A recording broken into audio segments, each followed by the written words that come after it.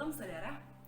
Saudaraku, pernah nggak sih saudara itu ditanya oleh mungkin teman kerja, atau sahabat, teman sekolah, atau orang-orang yang lain di luar sana, susah nggak sih jadi orang Kristen? Saudaraku, kalau pertanyaan ini ditanyakan kepada kita, kira-kira jawaban kita apa? Mungkin ada orang yang menjawabnya, jadi orang Kristen, B aja tuh, biasa aja gitu ya, nggak ada bedanya dengan yang lain. Atau mungkin ada orang yang berkata, jadi orang Kristen, aduh susahnya minta ampun, pacarannya harus kudus, nggak boleh macem-macem, harus jujur di kerjaan, pokoknya nggak boleh ini nggak boleh itu, aduh pokoknya pusing, susah jadi orang Kristen.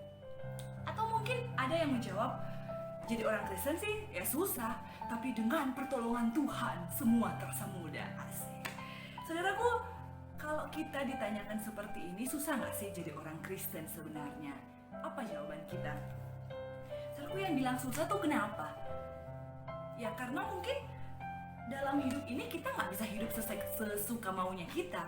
Ada rules, ada aturan, ada pedoman, ada tuntunan yang membuat kita nggak bisa hidup semaunya kita. Yaitu apa? Firman Tuhan. Kita sebagai orang percaya, sebagai orang yang sudah ditebus oleh Tuhan, kita nggak bisa hidup apa yang aku mau, tetapi apa yang Tuhan mau. Saudaraku, dalam bagian yang akan kita renungkan hari ini, dalam Efesus pasalnya yang keempat, ayat yang pertama hingga ayatnya yang ke-16.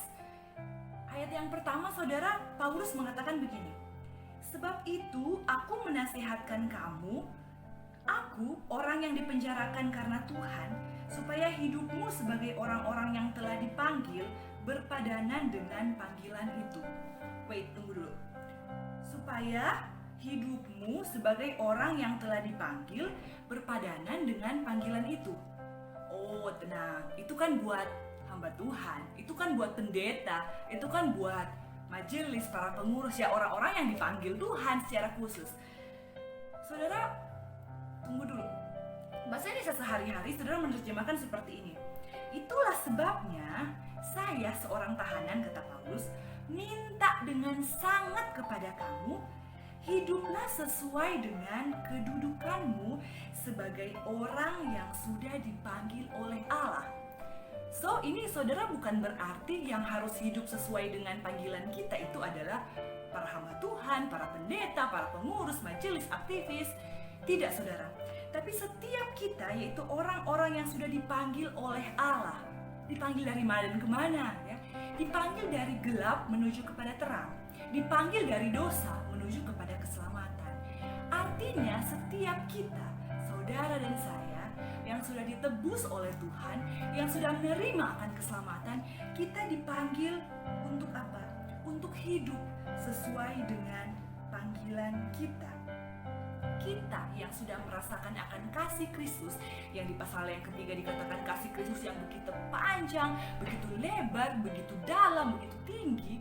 Kasih Kristus yang kita rasakan itu seharusnya membuat kita hidup nggak sesuka maunya kita. Kita harus hidup berpadanan dengan panggilan kita sebagai orang-orang percaya. Makanya saudara, Paulus sampai mohon dengan sangat gitu ya.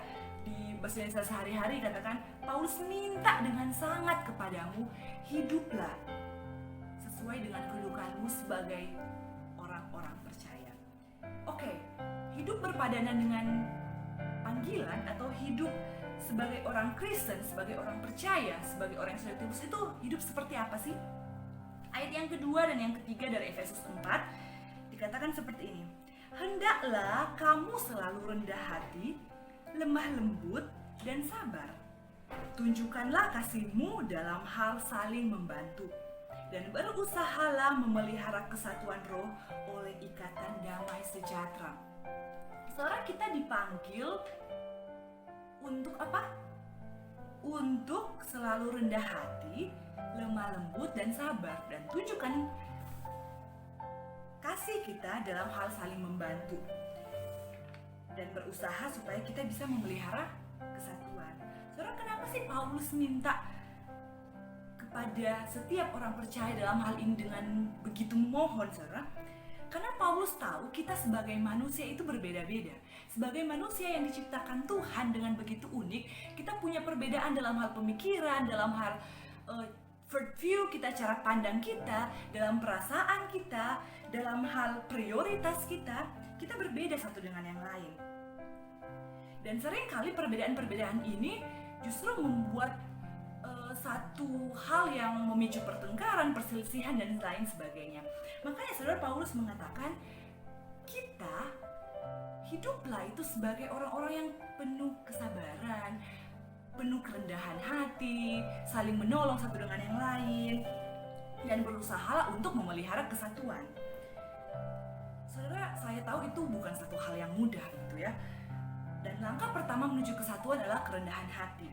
Tanpa kerendahan hati tidak akan tercipta kelembutan, tidak akan tercipta kesabaran dan saling membantu. Dan tanpa semuanya ini tidak akan ada kesatuan. Saudaraku, hakikat dari kesatuan yang dimaksud Paulus adalah kesatuan oleh Roh. Kesatuan yang dikerjakan oleh Roh Kudus di dalam hati kita masing-masing, dan Roh Kudus juga yang memampukan kita untuk bisa bersatu dalam kasih karunia Tuhan. Seperti saudara, sejumlah lidi ketika diikat menjadi satu, maka lidi itu akan menjadi satu sapu yang kuat.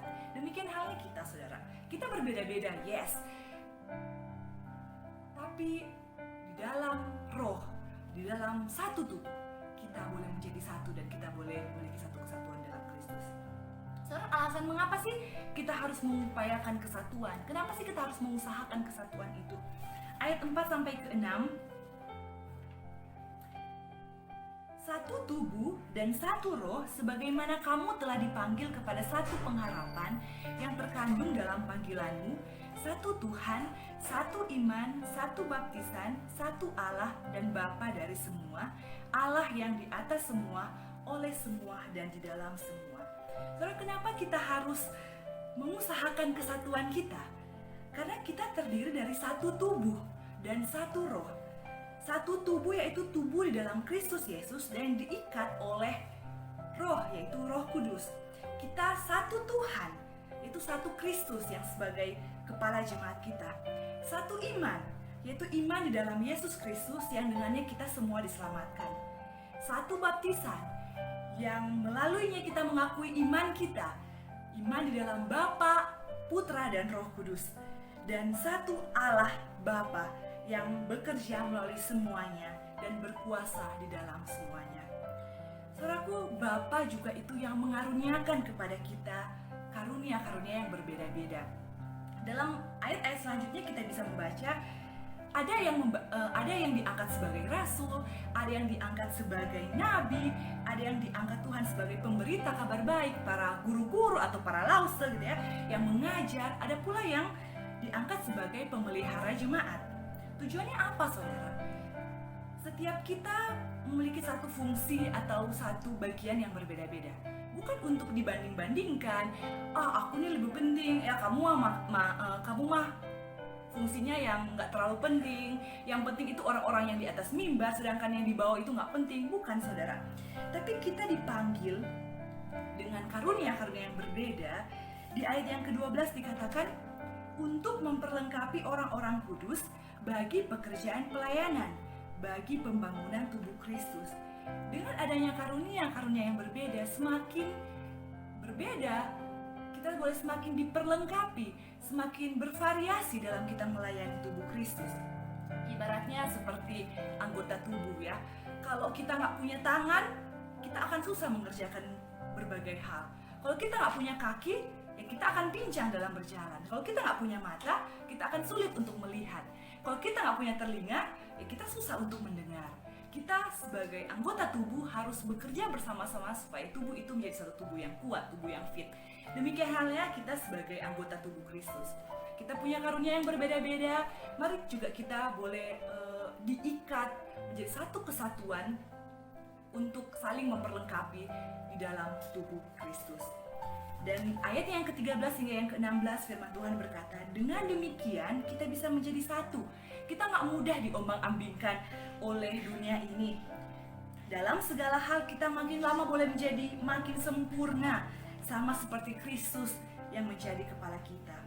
Dan kalau tiap-tiap orang bisa bekerja seperti seharusnya, maka seluruh bagian tubuh itu akan bertumbuh menjadi dewasa dan kuat melalui kasih. Saudaraku, marilah kita sebagai sama-sama anggota tubuh Kristus, kita bukan membandingkan diri, saling mana yang lebih penting, mana yang tidak, tapi kita boleh bersatu hati, kita boleh bergandengan tangan membangun tubuh Kristus, supaya tubuh Kristus ini kita boleh semakin kuat, bahkan kita boleh semakin memuliakan Tuhan melalui kehidupan kita hari demi hari. Mari kita berdoa. Bapa yang baik, kami bersyukur Tuhan boleh memberikan kepada kami saudara-saudara seiman, di mana setiap kami mungkin berbeda satu dengan yang lain, tetapi kami percaya ketika Tuhan memberikan satu perbedaan, itu bukan membuat kami saling membedakan satu dengan yang lain, merasa diri hebat, merasa diri penting, tapi membuat kami saling memperlengkapi demi pekerjaan Tuhan dan demi pelayanan di dalam tubuh Kristus itu sendiri. Kiranya Tuhan juga yang boleh menyertai setiap kami, supaya kami boleh saling rendah hati, saling sabar, penuh kasih satu dengan yang lain, dan nama Tuhan sendiri yang boleh dipermuliakan. Terima kasih Tuhan untuk firman-Mu hari ini. Di dalam nama Tuhan Yesus kami berdoa. Amin. Tuhan Yesus memberkati kita.